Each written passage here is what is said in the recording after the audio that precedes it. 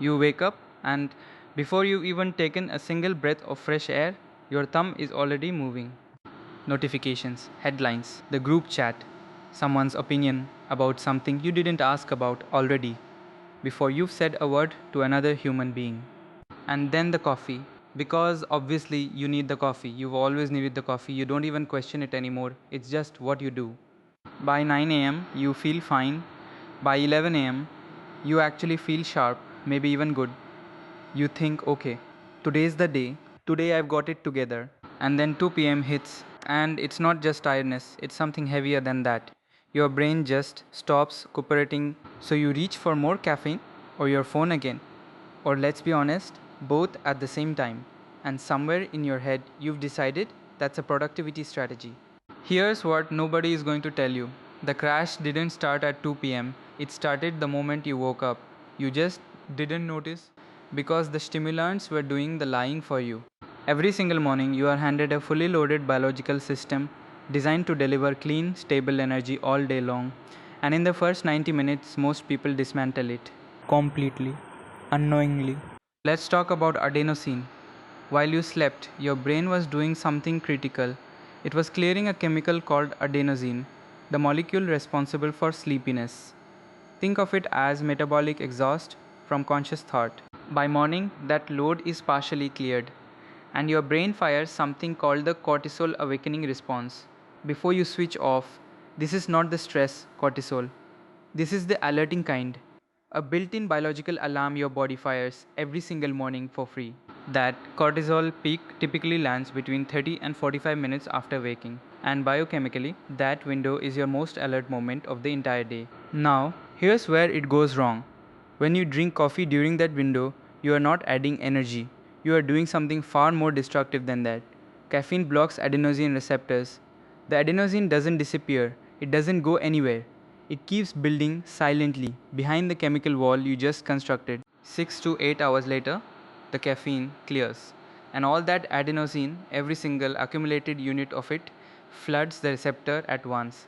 That is the 2 pm crash. It's not weakness, it's not a lack of discipline, it's a chemistry debt you took out at 7 in the morning and it just came due. Now add the phone. Within seconds of picking it up, your brain's dopamine system fires. Not for something you earned, not for something meaningful, for a notification about nothing. Dr. Anna Lemke at Stanford calls this the hedonic baseline shift.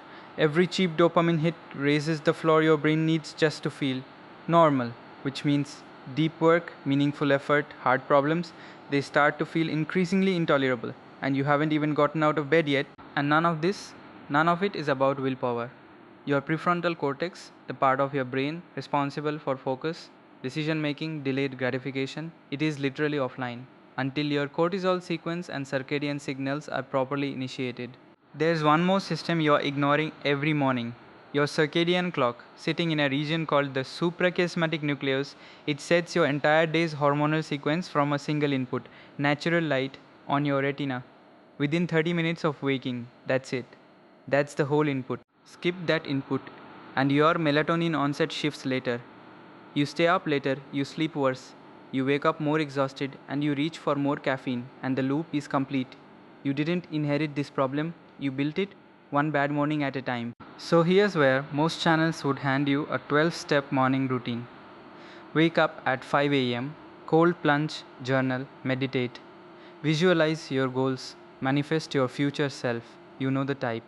That's not what this is, because complexity is the enemy of consistency, and consistency is the only variable that actually matters at the biological level. Your brain doesn't reward effort, it rewards repetition. The stick to basics philosophy is this: you don't add more to your system, you stop breaking it. The damage isn't happening because you're not doing enough, it's happening because of the first three decisions you make before your brain is even fully online. The science doesn't ask you to be extraordinary, it asks you to be mechanical. Run the biological startup sequence the same way every day, and your system will stabilize itself. That's not motivation, that's not inspiration, that is engineering. Three inputs, that's it. Natural light, water, low friction movement. In the first 90 minutes. Before the phone, before the coffee, every single morning. Let's make this mechanical. No ambiguity, you wake up. Step 1 is immediate. It takes 4 seconds. Do not touch the phone. Phone stays face down.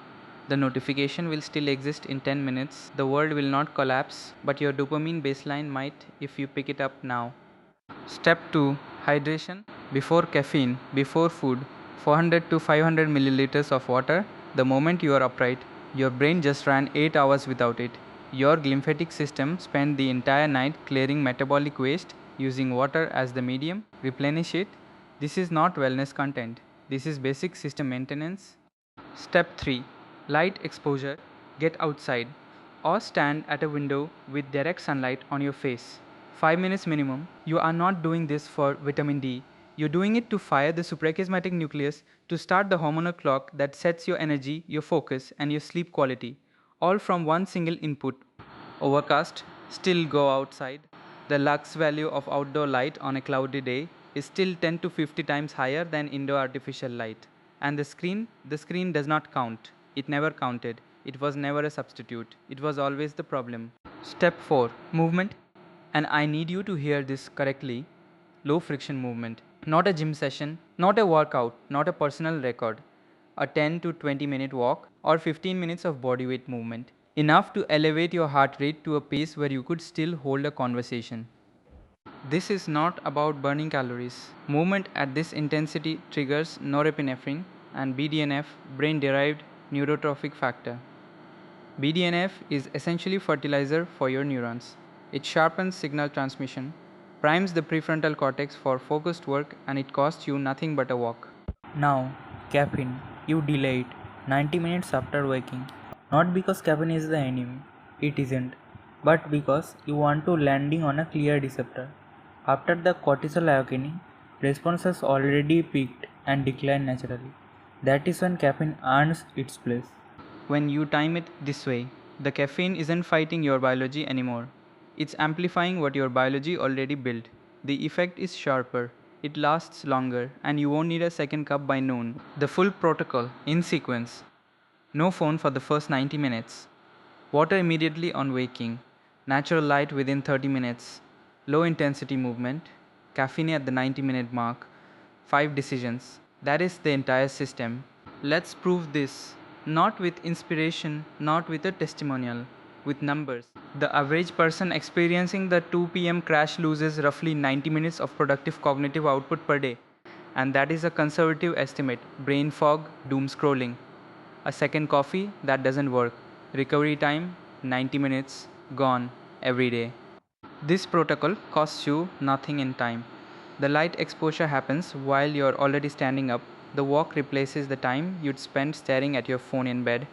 The delayed caffeine isn't an additional action, it's the same action 90 minutes later. 90 minutes recovered per day. Over 6 months, 180 days, that is 270 hours. 270 hours of functional cognitive output that currently does not exist for you. It just evaporates into a crash you've been conditioned to believe is inevitable. 270 hours. That is 6.5 full work weeks, not through discipline, not through waking up at 4 am and suffering. Through the correct sequencing of inputs your biology was already asking for. And now layer the compounding effect. Stable cortisol rhythms improve sleep quality within 10 to 14 days of consistent protocol. Better sleep means lower adenosine baseline at wake. Lower adenosine means cleaner morning alertness without caffeine even being necessary yet. Stable dopamine baseline, achieved by simply delaying screen time, means your threshold for reward from meaningful work begins to reset. Within 3 to 4 weeks, focused work starts to feel less like punishment. Not because you became stronger, because you stopped artificially raising the floor. And this is what intensity cannot replicate. You cannot grind your way out of a broken hormonal sequence. You cannot discipline your way past a dopamine baseline that's been conditioned by 600 daily notification checks. The system has to be fixed at the source, and the source is the first 90 minutes. 6 months of this protocol. Consistent, not perfect. Because the math doesn't require perfection, it only requires repetition. Show up most days. You don't have a motivation problem. You don't have a discipline problem. You have a startup sequence problem, and you've been running it wrong every single morning. Light, water, movement, no phone, delayed caffeine, in that order, for 90 minutes. That's the whole system. Run it. Stick to basics.